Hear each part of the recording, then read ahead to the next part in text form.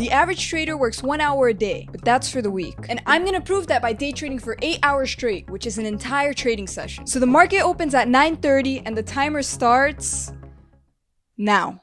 Well, that was a bit anticlimactic, but let's just start trading. So there's one rule, and that's to treat today as a regular trading day. This means I'm not allowed to use my phone and I'm not allowed to leave this chair. I'm not even kidding when I say this, but it took me 1 hour to find a good trade. But once I did, I entered that trade quicker than you could smash the like button.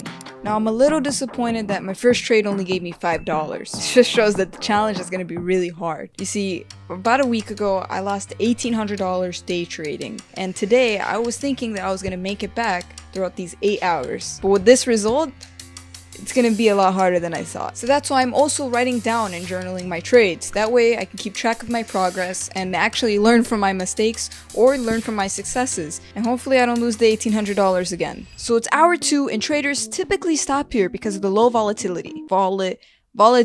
Volatility, but also to prevent overtrading, because the more you trade, the more you start making bad trades. And the only way to avoid this is to remove emotions from your money, even though I'm really not ready to lose the $3,200 left on my account. So I'm gonna start picking up the pace and make a lot more trades.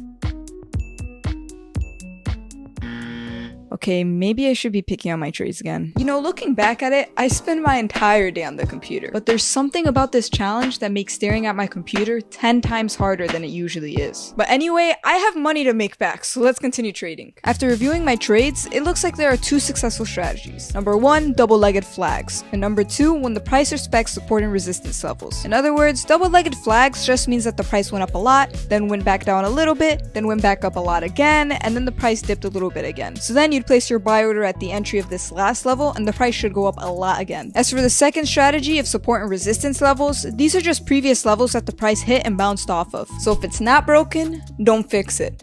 But we're not gonna make money back at this pace if I don't start trading, so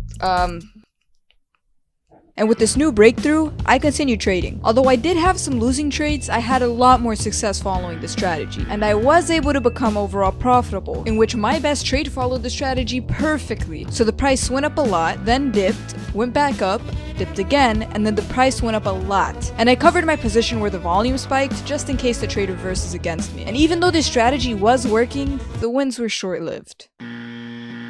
Now from this point forward, I'm going to be really careful with the trades I make, and be really patient, as Gary Vee always says. You see, Gary Vee claims to have built his wealth with garage sales, and quite frankly, I think that's BS. So I want to show my entrepreneurial dominance by passing him in YouTube subscribers. And Gary, if I pass you in subscribers, I have to be in one of your trash talk episodes to prove you're legitimately making money. But anyway, back to our scheduled program. So it's 4 p.m. and the stock market is officially closed, which means the challenge is also over. And after all these hours, I ended up making $5. Now, even though this is terrible, I learned a lot from this experience and took a lot of notes that I can learn from. And honestly, maybe we should see it as a good thing, because at least I didn't lose any money. I just didn't make any either. But since the challenge is over, that only leaves me with one thing left to do. We're free now, but this is not financial advice.